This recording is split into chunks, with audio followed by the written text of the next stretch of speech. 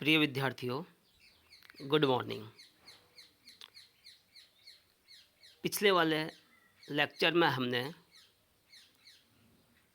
Temperature, जो कि एक इम्पोर्टेंट इकोलॉजिकल फैक्टर है, की सामान्य जानकारी का अध्ययन किया था, जिसमें हमने टेम्परेचर क्या है, इसे कैसे मेजर किया जाता है और रेंज ऑफ टॉलरेंस क्या है, इस संबंध में हम अध्ययन कर चुके हैं। आज हम टेम्परेचर का पादपों पर पड़ने वाला प्रभाव का अध्ययन करेंगे। तो जो टेम्परेचर है वह पादपों की विभिन्न फिजियोलॉजिकल क्रियाओं को प्रभावित करता है। इसका पहला प्रभाव है फोटोसिंथेसिस पर, प्रकाश संश्लेषण पर। हमने पढ़ा है कि plants in presence of light CO2 का उपयोग करके ऑर्गेनिक फूड बनाते हैं, जिसे फोटोसिंथेसिस कहा जाता है। पौधों में फोटोसिंथेसिस के लिए अनुकूलतम टेम्परेचर 10 डिग्री सेंटीग्रेड से 35 डिग्री सेंटीग्रेड होता है। इस लिमिट में टेम्परेचर के में प्रति 10 डिग्री सेंटीग्रेड बढ़ोतरी पर प्रकाश संश्लेषण की दर दुगुनी हो जाती है। उच्च तापमान पर प्रकाश संश्लेषण में प्रयुक्त होने वाले एंजाइम डीनेचर हो जाते हैं, अतः ये एंजाइम काम करना बंद कर देते हैं, जिसके फलस्वरूप प्रकाश संश्लेषण की दर मंद होकर अंततः रुक जाती है।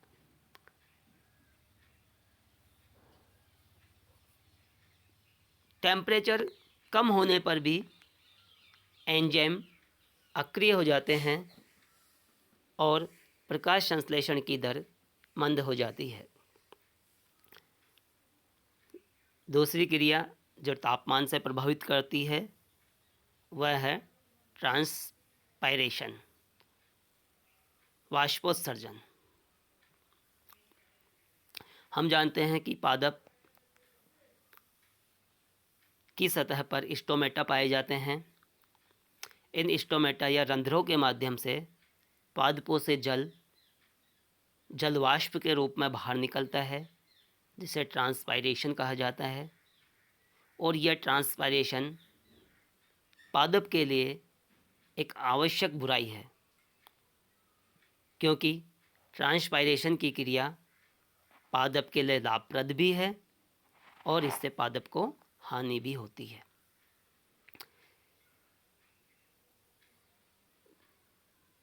तो जो टेम्परेचर है वह इस ट्रांसपायरेशन की क्रिया को भी प्रभावित करता है। तापमान के बढ़ने पर वायुमंडलीय ह्यूमिडिटी, आर्द्रता कम हो जाती है तथा तापमान के कम होने पर आर्द्रता बढ़ जाती है। आर्द्रता बढ़ने पर ट्रांसपायरेशन की दर घट जाती है, जबकि आर्द्रता घटने पर रेट ऑफ ट्रांसपायरेशन बढ़ जाता है।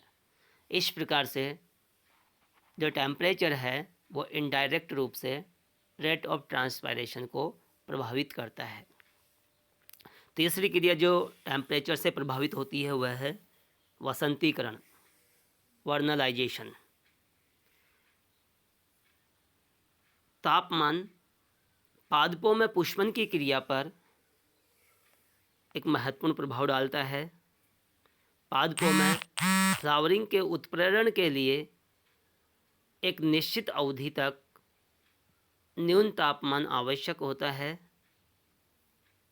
निम्न तापमान द्वारा फ्लावरिंग की क्रिया का नियमन वर्नलाइजेशन या वसंतीकरण कहलाता है।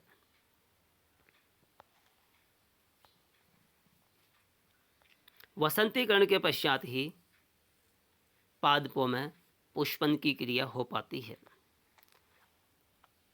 अगली क्रिया है जो तापमान से प्रभावित होती है, पादप गति, प्लांट मूवमेंट। पादपों में तापमान विभिन्न प्रकार की मूवमेंट के लिए उद्दीपन का काम करता है, जैसे थर्मोटैक्सिक तापानुचलन। तापमान के उद्दीपन के फलस्वरूप प्रेरित होने वाली गति थर्मोटैक्सिक या तापानुचलन कहलाती है। अगला है थर्मोनेस्टी, तापानुकुंचन। यह एक प्रकार की नैस्टिक गति है जो तापमान परिवर्तन द्वारा उत्प्रेरित होती है, जैसे opening of some flowers, closing और folding of rhododendron leaves in cold air.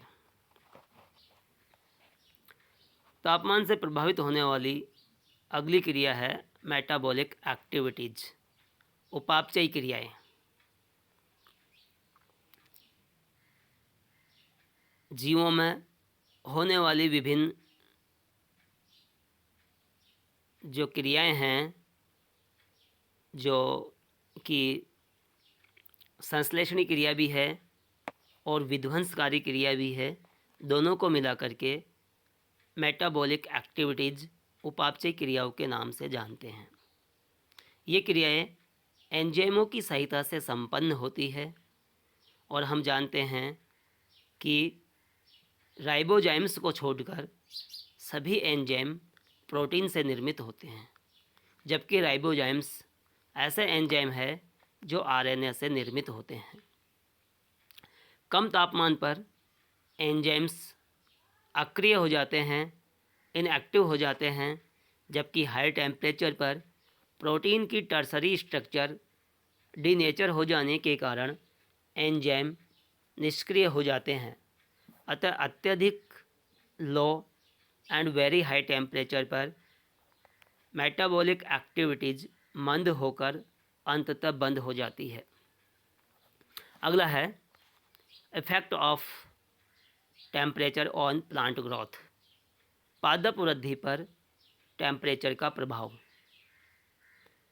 अत्यधिक निम्न और उच्च तापमान प्लांट ग्रोथ को अत्यधिक प्रभावित करता है। निम्न तापमान द्वारा पादपों में कई प्रकार की इंजरी पहुंचती है, जिनमें है डेसिकेशन, निर्जलीकरण, चिलिंग इंजरी, द्रुत शीतन, और तीसरी है फ्रीजिंग इंजरी, प्रशीतन क्षति। फर्स्ट ऑफ ऑल डेसिकेशन, निर्जलीकरण। जब ट्रांसपायरेशन की रेट काफ़ी अधिक होती है तथा टेम्परेचर काफ़ी लो रहता है, तब जल अवशोषण की दर कम हो जाती है, जिससे पादप में जल की कमी हो जाती है। इसे ही डेसिकेशन, निर्जलीकरण के नाम से हम जानते हैं। इससे पादप उत्तक क्षतिग्रस्त हो जाते हैं और पादप की मृत्यु हो जाती है। ऐसा मुख्यतः शरद ऋतु में देखने को मिलता है।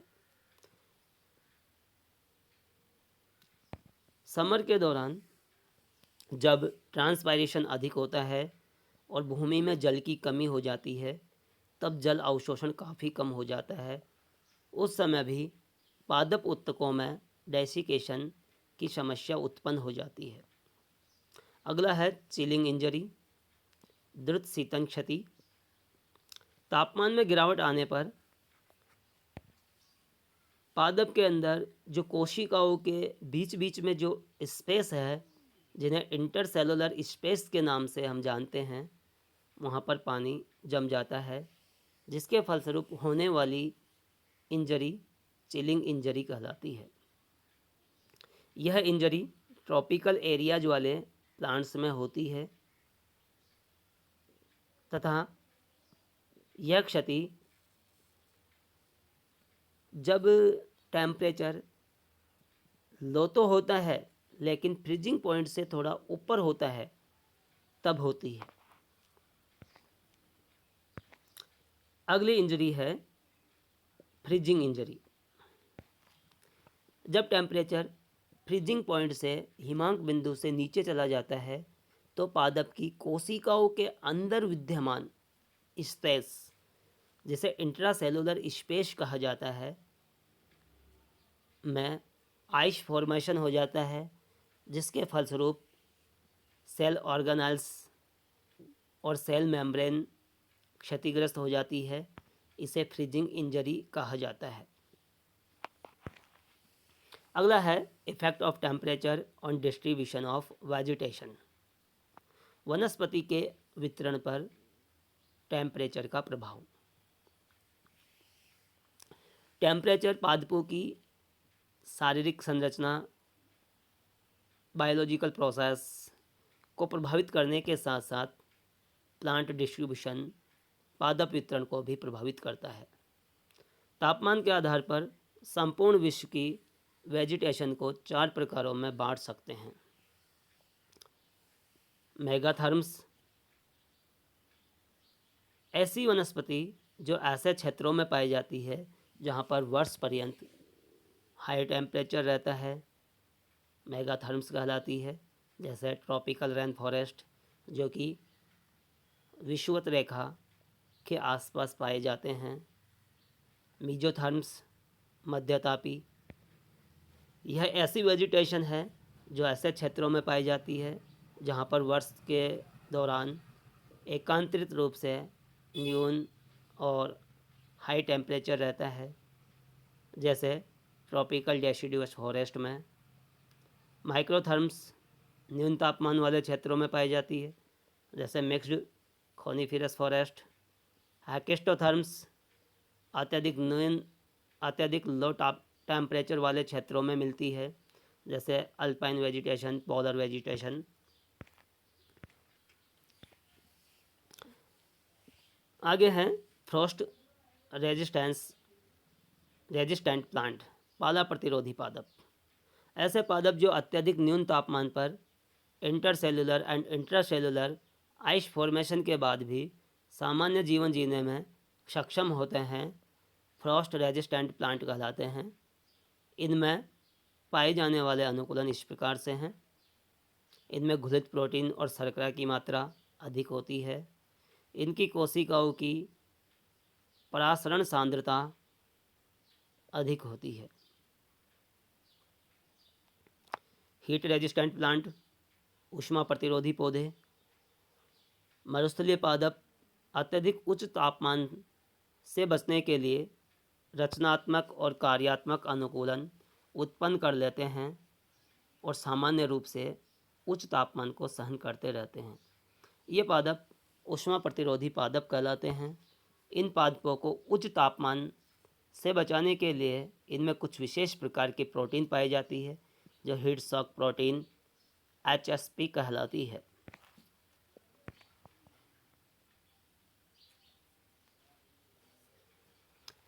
इस प्रकार से हम देखते हैं कि पृथ्वी पर तापमान को सहन करने की सीमा वाले पादप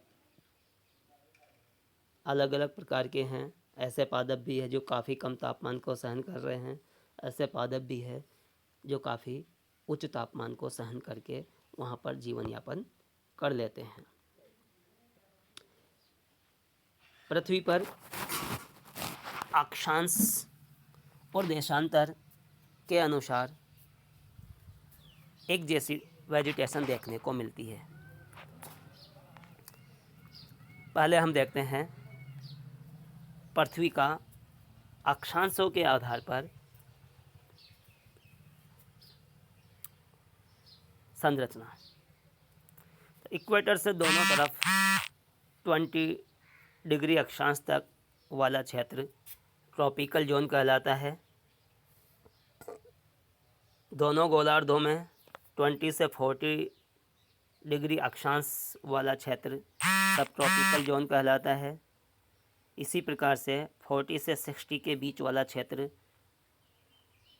टेम्परेट जोन कहलाता है और 60 से पोल तक वाला क्षेत्र आर्कटिक जोन कहलाता है। जो 60 से 80 डिग्री अक्षांश के मध्य होता है। ट्रॉपिकल जोन में जो वेजिटेशन का टाइप है वो ट्रॉपिकल रेन फॉरेस्ट देखने को मिलेगा। सब ट्रॉपिकल जोन में सब ट्रॉपिकल डेसिडुअस फॉरेस्ट देखने को मिलेंगे। टेम्परेट जोन में टेम्परेट डेसिडुअस फॉरेस्ट मिलते हैं। और जो 60 से 80 डिग्री अक्षांश वाला क्षेत्र है, लैटिट्यूड वाला क्षेत्र है, वहाँ पर अल्पाइन वेजिटेशन देखने को मिलती है। इस डायग्राम में जो ऊपर वाला डायग्राम है उसमें दिखाया गया है कि अक्षांश के अनुसार वेजिटेशन का टाइप किस प्रकार से चेंज होता है। तो जो इक्वेटोरियल रीजन है, जो विषुवत रेखीय क्षेत्र है, वहाँ पर ट्रॉपिकल रेन फॉरेस्ट देखने को मिलेगा। इससे ऊपर वाले क्षेत्र में ग्रास लैंड या डेजर्ट देखने को मिलेगा। इससे और ऊपर वाले क्षेत्र में डेसिडुअस फॉरेस्ट, उसके बाद में कोनिफेरस फॉरेस्ट, टुंड्रा, और अंत में जो पोलर रीजन है उसमें केवल आइस या स्नो देखने को मिलेगा।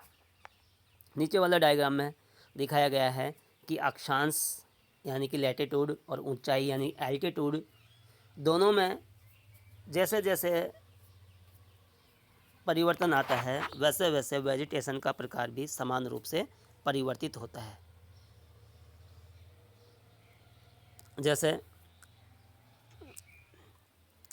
जो निम्न अक्षांश है और जो निम्न एल्टीट्यूड है वहाँ पर ट्रॉपिकल फॉरेस्ट देखने को मिलेंगे। फिर इधर लैटिट्यूड बढ़ रहा है तो टेम्परेट फॉरेस्ट, और एल्टीट्यूड बढ़ने के साथ साथ टेम्परेट लाइक फॉरेस्ट। फिर लैटिट्यूड और बढ़ा तो टैगा फॉरेस्ट, और इधर एल्टीट्यूड के बढ़ने के साथ साथ टैगा लाइक फॉरेस्ट।